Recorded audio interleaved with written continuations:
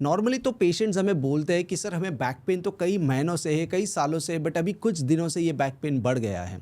और ऐसे भी कुछ पेशेंट्स होते हैं जो बोलते हैं सर लास्ट वीक हमने कुछ उठाया और तब से हमें बैक पेन चालू हो गया।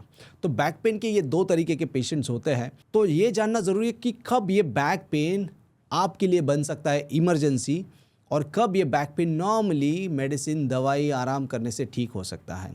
बहुत ही कम ऐसे पेशेंट्स होते हैं जिनके लिए ये बैक पेन महीनों से, सालों से जो हो रहा है वो, या कुछ दिनों से कुछ उठाने के बाद जो हुआ है वो, ये दोनों भी बैक पेन बन सकते हैं इमरजेंसी। और उसी के बारे में हम बात कर रहे हैं इस वीडियो में। स्वागत है आपका मेरे चैनल पे ज़ेन स्पाइन हिंदी। मेरा नाम है डॉक्टर राकेश ढाके। मैं एक फेलोशिप ट्रेंड स्पाइन सर्जन हूँ, certified by the royal college of surgeons of England, और करंटली मैं मुंबई में स्पाइन सर्जन के तौर पर काम कर रहा हूँ।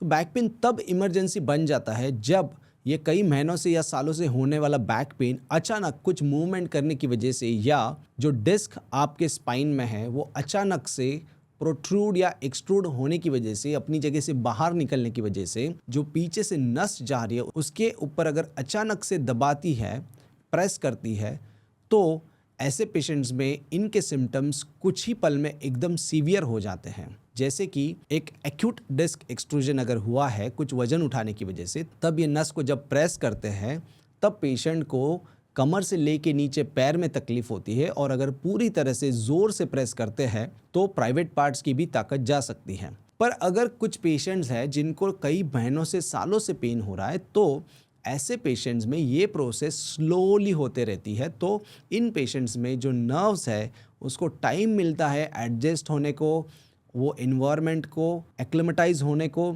और उसकी वजह से ये प्रॉब्लम इनमें एक्यूट नहीं होते, ये क्रोनिक होते हैं, मतलब ये धीरे धीरे धीरे डेवलप होते हैं। तो ऐसे पेशेंट्स में इमरजेंसी आने के चांसेस बहुत कम होते हैं। पर जो एक्यूट पेशेंट्स होते हैं जिनको कुछ उठाने की वजह से या अचानक से बैक पेन चालू हुआ है और वो बैक पेन कमर से पैरों तक जा रहा है, और इनमें प्राइवेट पार्ट्स में भी, या जो सैडल एरिया हमारा होता है जब हम टॉयलेट सीट पे बैठते हैं, जो नीचे का एरिया जो टच होता है, वो एरिया में अगर नमनेस है, सुन्नपना है, तो ये एक इमरजेंसी बन सकती है।